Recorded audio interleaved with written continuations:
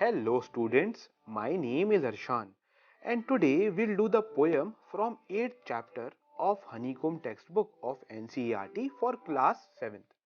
And the name of the poem is Meadow Surprises, which is written by poetess Louise Bratt Phillips. So students, I'm sure that you people might have walked across a green field, a park, or even under a clump of trees, and you might have noticed many wonderful things as well. But students, what are some of the surprises a meadow has for someone with a keen eye and a sharp ear? Let us find this out in this poem.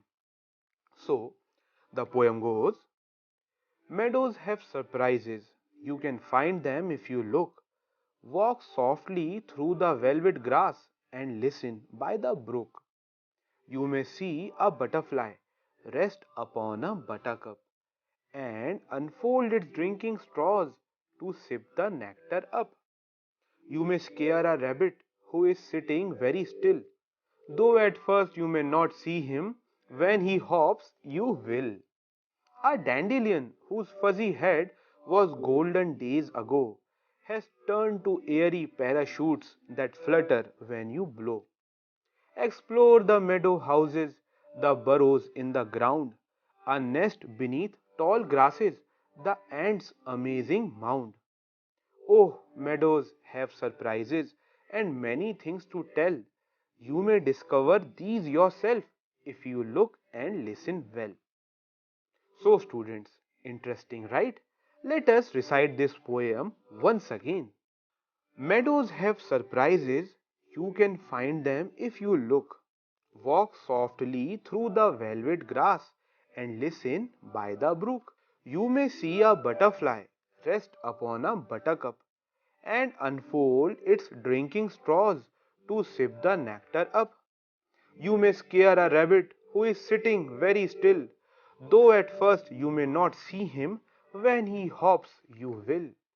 A dandelion whose fuzzy head was golden days ago has turned to airy parachutes that flutter when you blow. Explore the meadow houses, the burrows in the ground, a nest beneath tall grasses, the ants' amazing mound. Oh, meadows have surprises and many things to tell. You may discover these yourself if you look and listen well.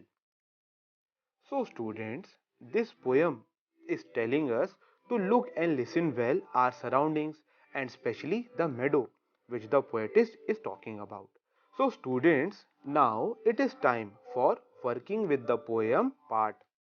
And the first question is read the lines in which the following phrases occur, then discuss with your parents, teacher, or partner the meaning of each phrase in its context.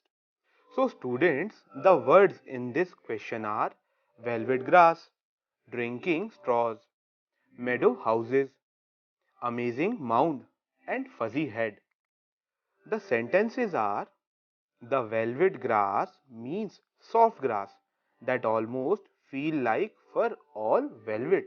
Drinking straws means that it appears as if the butterflies are sipping nectar from the flowers with the straws. Meadow houses are a reference to several houses which inhabit the insects, birds, and animals that live in the meadows, such as burrows, nests, and mounds. The amazing mound is a reference to the mound created by the ants as their dwelling place. Fuzzy head refer to the heads of the bright yellow flowers which have a beautiful texture. With this students, let us move on to second question, which is which line in the poem suggests that you need a keen eye and a sharp ear to enjoy a meadow?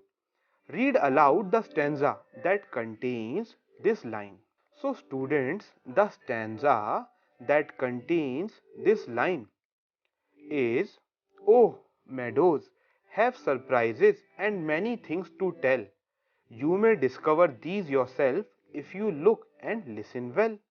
So, students, read aloud this stanza into your home as well. Now, moving on to the third question.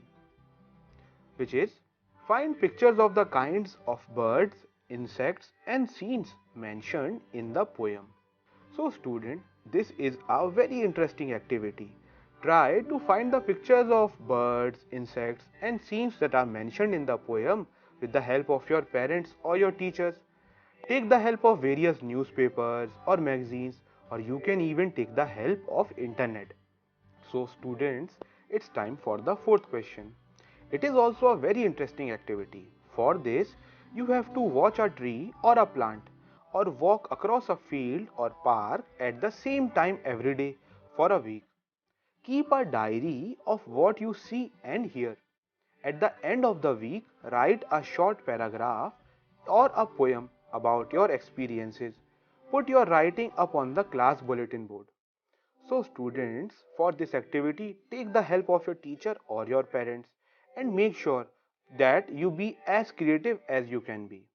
Whereas, on the other hand, students, I have also written some things about my daily observations in my diary. So, students, this was the end of the poem.